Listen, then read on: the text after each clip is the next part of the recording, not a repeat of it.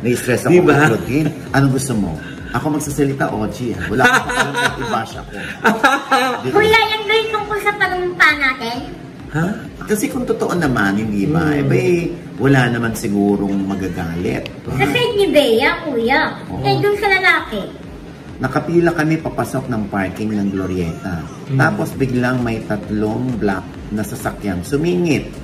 Galit na galit yung nasa likod namin. Kasi nga, biglang may bumaba na babae, mukhang artista. Tapos, na-confirm namin si... Ito na ang latest, kaya tumutok ka na, dali. Ito na nga! Ito na ang mga marites, kaya i-chika mo na, dali. Ito na ang latest! La la la la la la, i-chika mo na, dali. Ito na ang latest! La la la la la la, i-chika mo na, dali. Ito na ang latest! Hello mga ka-update! Ito po ang inyong mga link. Ito po si Mamaloy! Ito, si Ate Brenna! At ito naman po si Papa O, si Monty Diaz. Ano pa nga ba? Ang lagi niyong inihirit sa amin. Ay! I-chika mo na, dali. La la la la la la la la, ichichika na natin dali. Ayan, oy, Ha? May ganon. Naku, pasensya ka na. Oo, lagi pa naman nanonood dito si Claudine Barreto. Mare, pasensya ka na hindi ako nakapunta sa iyong surprise birthday party na bigay sa'yo ni Sabina. Oo, kasi nandun ako. Birthday naman ni Mrs. August 13. Oo. Ginanap sa Tokyo Grill. Oo, kung saan ayun, mga konti lang naman kami. Kaya lang inabot kami ng gabi, tapos nagpatuloy kami sa Tipsy Pig. Ang haba-haba naman yung explanation mo, kuya. Hindi ka naman nakarating. Umalis ka. Ikaw nga, hindi ka nakapunta. Kasi alam mo, wala kang pagkakakitaan. Ha? Parang hindi sulit pamasahin. Ha? Kaibigan mo si Mami Sola. Oo nga. I love you, Ma'am Sol. May mga I love you, hindi mo bibili ng candy sa tindahan niya. I love you. Well, anyway, hindi kaya nga nandun ako. Kaya hindi ako nakapunta kay Claudine. Pero, alam mo yan, Claudine, pinapunta ko naman si... Pangalan mo? Mamaloy! Pinapunta ko si Mamaloy. Mamaloy, anong balita to?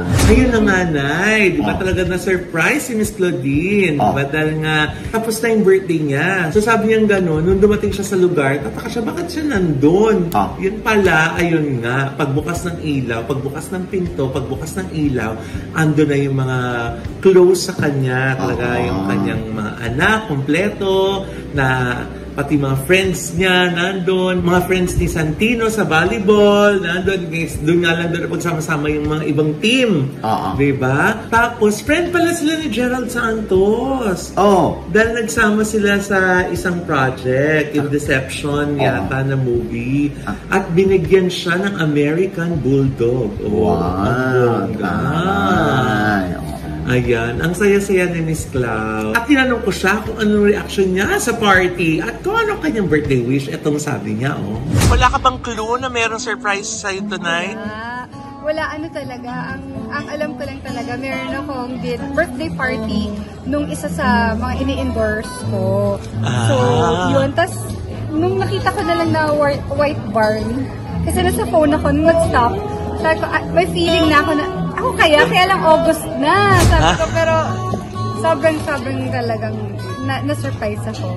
Ayan, may share ba ni Miss Clau kung anong kanyang birthday wish? Ano ba ang birthday wish ko? Good health. And kasi sa Santino mag-aaral na ng IB sa school. So talagang sana pagbutihin niya pa. Tsaka talagang makapasa siya para makapag-aral na siya abroad. So yun, wish ko lang talaga. Good health.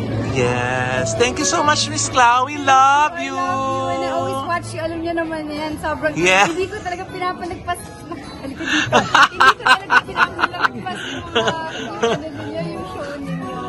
Yes. Thank you so much, Miss Clau. We love you. Ayun.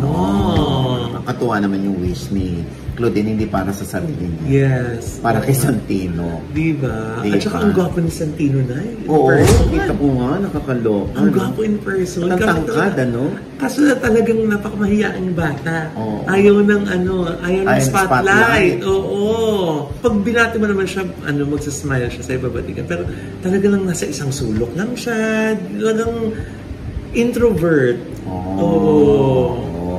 Oh, anyway, ayan, happy birthday, Claude. Yes. At nakakatuwa, alam mo, yung kanilang old school tong Home Along the Riles, kaya lagi silang nagkikita. Yes. Oo, napaiyak na siya nung nandun Hindi niya inakala.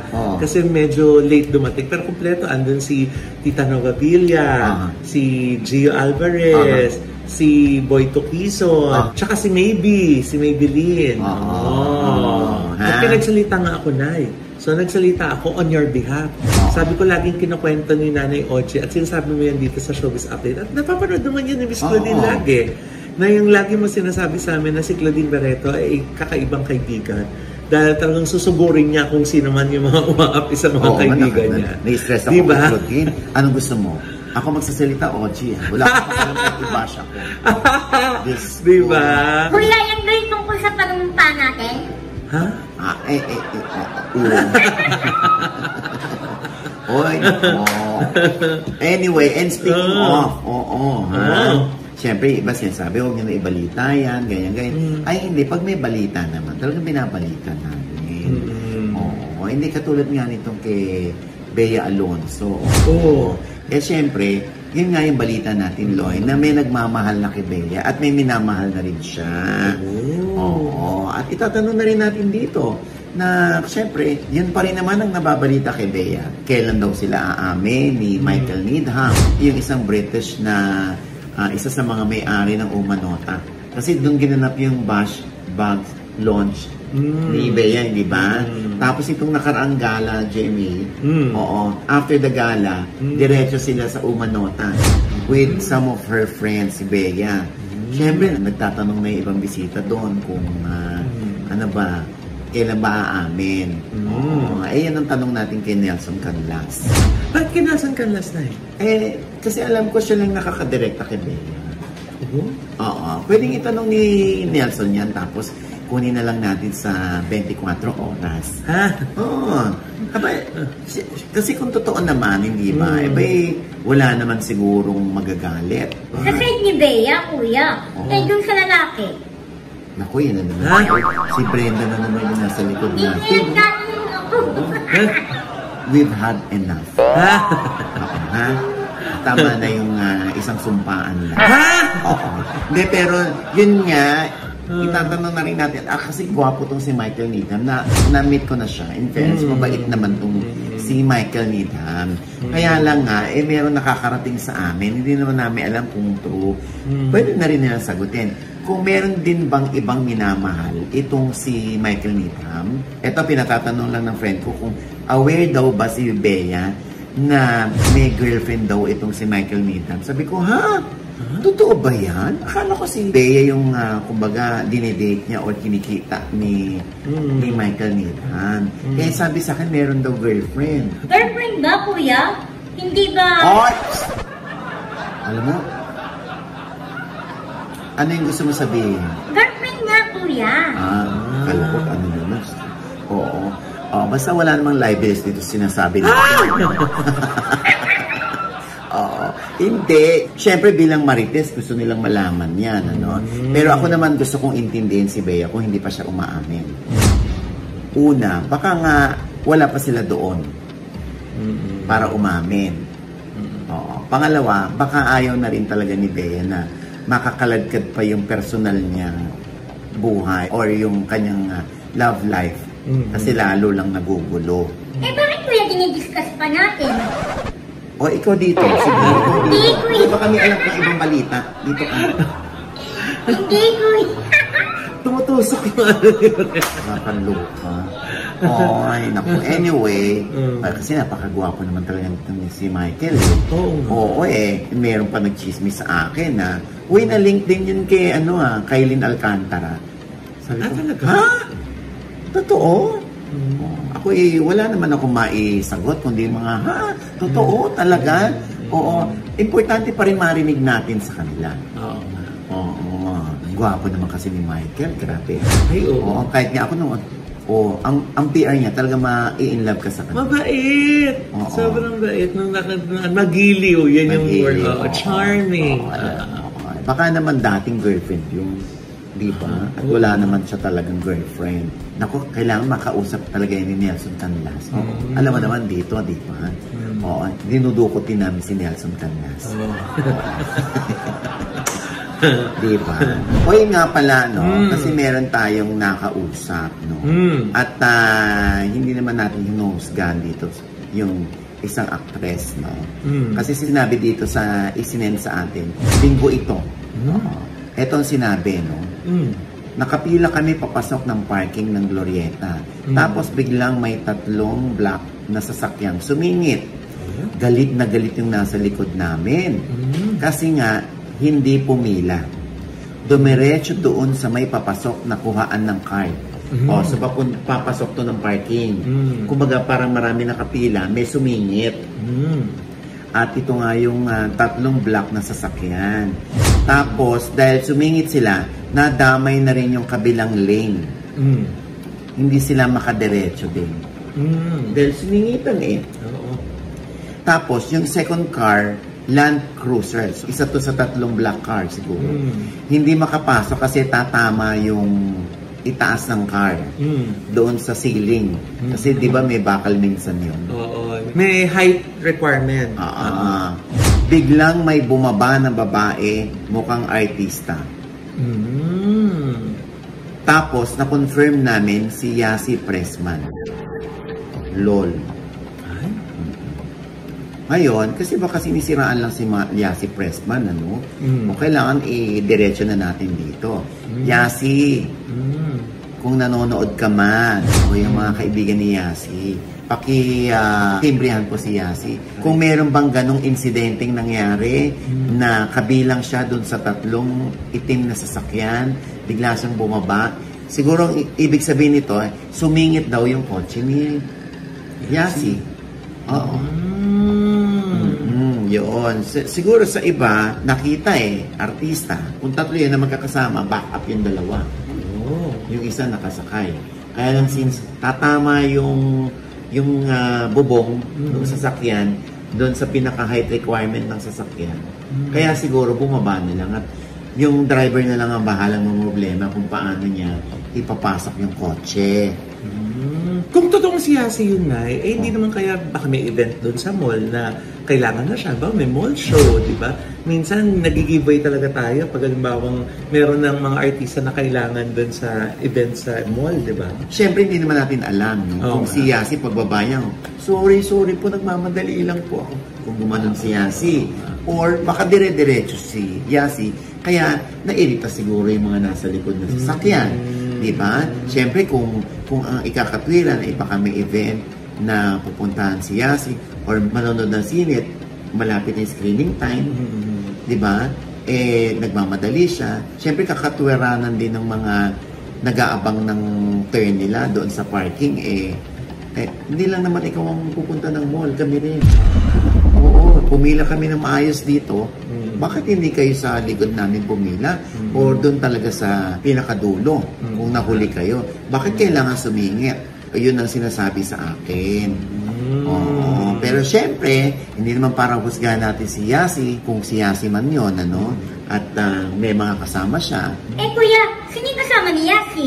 Di ba boyfriend niya si Marino Sur Governor Luigi? Villapuerte? Di ba? Hindi natin alam kung kasama that time si Luigi. Kasi usually, yung 3 na ganyan, merong kung may backup yan, baka may politician sa loob. Security. Or super high profile talaga. So, kailangan ng security. Kaya lang nga, syempre, pag mga ganon, syempre, hindi na ipaliwanag doon sa mga nag-aabang sa likod Baka pwede kayo mag-explain sa amin. Kasi nakapila rin naman kami. Diba? Pero syempre, si Yasi, kung gusto niya magsalita, Yasi Pressman, totoo ba na kayo yung laman ng sasakyan na sumingit sa pila sa parking.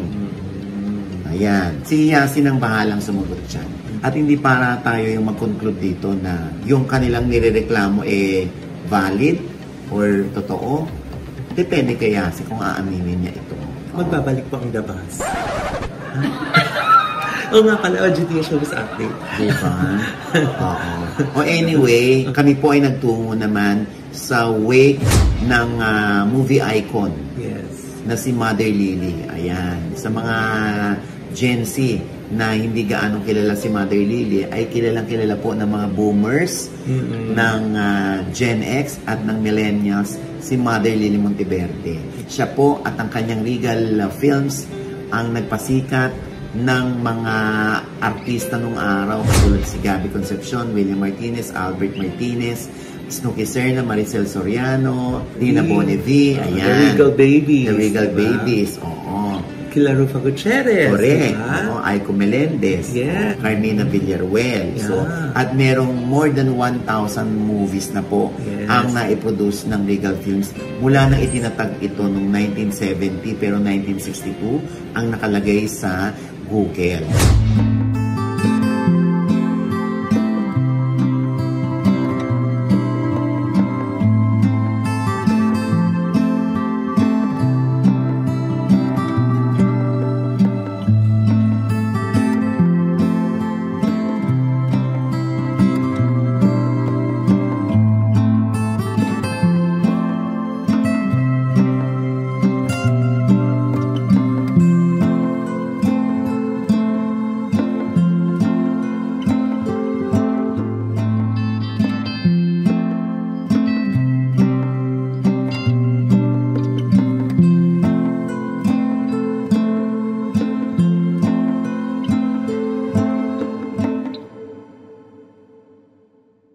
Amin pong taus-pusong pakikiramay sa mga naulila ni Mother Lily, lalo na ang buong industriya na inulila ni Mother Lily.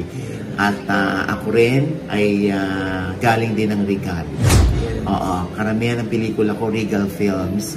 At si Mother Lily ay hindi kahit kailan nagtaray sa akin. Ano maalala mo na kay Mother Lily? Ay, si Mother Lily nung 50th birthday ko, nung 2020. Yes, kinilabutan ako. Andun siya. Nandun si Mother Lily. Dumating siya. Yan ang madalas na tampo mo sa ibang artista, di ba, na yung mga milestones mo, hindi nila ina-attendan at the last minute, biglang something came up, rain check.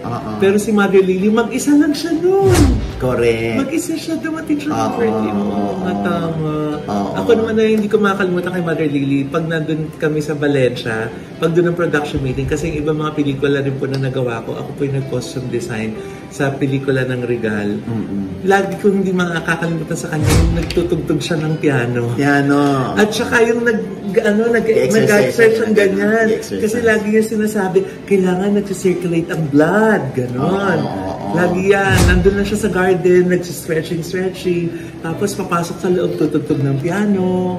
Ay, naku, yan ang tatandaan mo. Dati, Diyos ko, talaga si Mother Lily, nakakatawa. Dalawa yung phone niya. Dati yung landline, wala pong cellphone. Talaga, ikaw talaga, bakit hindi mo tanggap pelikula? Mother, ako po bang kausap niyo? Ay, sorry, ito pala. Ay, ikaw talaga. Just. Nakakatawa si Mother Lily. Kasi nga, daming telepono sa harap, diba? Yes! Wala pang cellphone noon. Grabe. Classic Mother Lily. Yes. Isang karakter. Grabe. At naging stepping stone si Mother Lily at ang Regal Films ng maraming artista. Yes. Kaya maraming salamat, Mother Lily. Alam naman natin na magkasunod lamang ang kanilang kamatayan ni Father Remy. At siyempre, grabe din yung lungkot, yung pagdadalamhati ni na Meme Monteverde, ni Rosel, ni Goldwyn, ni Dondon Monteverde, at ng mga apo ni Mother Lily. Ayan, Diyos ko, hindi lang po kayo ang malungkot dahil kahit kami dito sa industriya na minsan isang panahon ay na-touch ni Mother Lily, ay malungkot din po.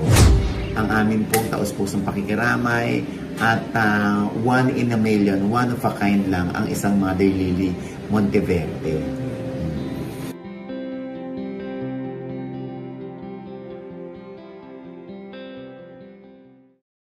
And with that, mga kaibigan, ito po ang inyong mga lingkod. Ito po si Mama Loy, mga nanonood sa amin na hindi pa ho namin subscriber. Mag-subscribe na po kayo. Click na subscribe button na nandiyan sa ibaba. At kung ibigan niyo po ang ating episode ngayon at meron kayong komento sa lahat ng aming chika, comment na po below, click the like button at huwag pong kalimutan i-click ang notification bell. Dahil pag kinlik niyan, kayong unang-una manonotify na meron kaming latest update. At syempre, pang kanya-kanya naming channel. Yeah, sana manonood mag-subscribe po kayo sa channel ko. That's Mama Loy.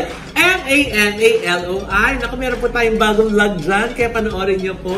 At nice po natin magpasalamat po kay Dr. JC Solis ng Gorgeous Smile Dental Clinic para sa aming gorgeous na mga ngiti ni Nanay. Diyan po sila sa E. Rodriguez sa tapat lang po ng Christ the King Church. And of course, thank you so much to Envy Skin Beauty and Wellness Center for our skin, face, body, and wellness. Ang mga drips po nila ay imported from Switzerland. At marami po yung mga iba-ibang drip ha. Yes. Ang starting rate lang is 1,499. Oo, diba? Tapos iba-iba na po yan. Pero napakabongga. Diba?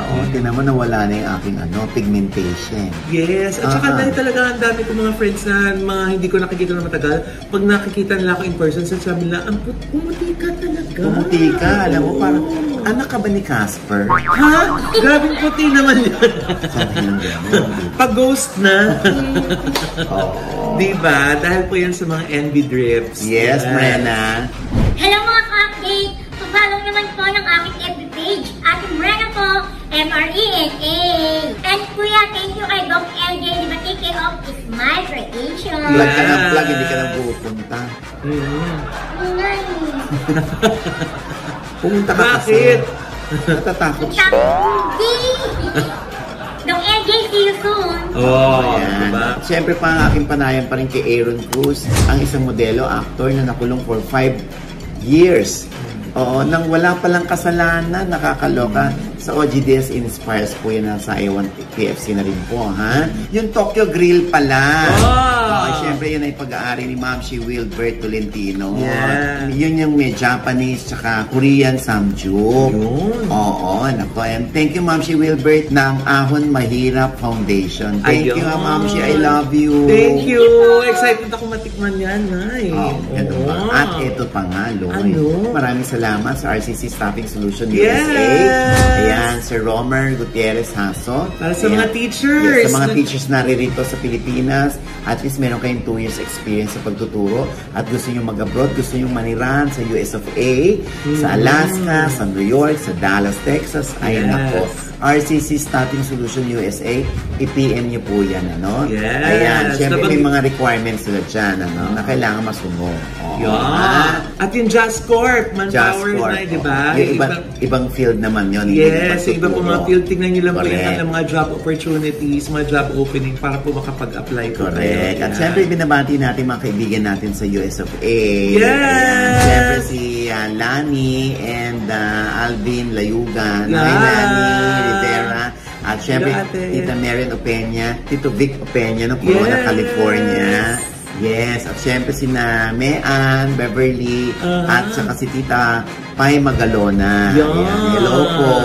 At syempre, si Kina at si Ingrid Rama. Thank you so much. Tita Lilian. Tita Lilian Tolentino. At si Tita Mimi. Ayan. Tita Rose Santos. Hello, madam. At syempre pa, ito pa rin po ang inyong lingkod, Papa Osin Ojidia, na lagi nagsasabi at nagpapaalala sa inyo na sa tuwing gigising po tayo tuwing umaga. Huwag na huwag po tayong makakalimot, ha? Magpasalamat sa Panginoon dahil tayo kanyang ginising. Ibig sabihin, may mission pa rin po tayo sa buhay. Sabay sabing, every kissing is a blessing. At ano pa nga ba ang lagi niyong inihirit sa amin? Ichika mo na dali. La la la la la la la la. Ichika mo na dali. La la la la la la la la. Ichika mo na dali. Diba? Oy, Brenna, namimiss na yung knock-knock mo. Oo nga.